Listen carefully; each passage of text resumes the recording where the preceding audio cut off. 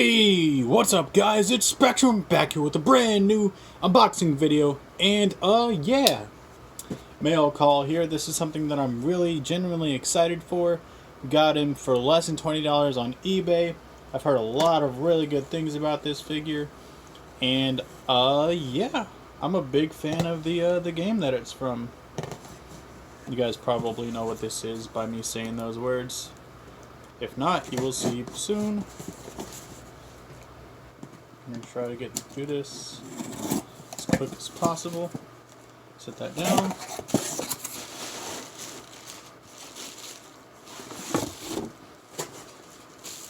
Can we just slide it out of there? Yes, we can. Booyah! Oh my god! Oh, it looks so beautiful in person, dude. Love that web effect too, man. That just looks sick. That's one thing that I really do like about the Gamerverse figures is that they're coming with cool ass web effects. Otherwise, though, not really a lot in the accessory department, but I will get into that in the actual review. There's another look once again of that figure. I do plan to complete the Demo Goblin too.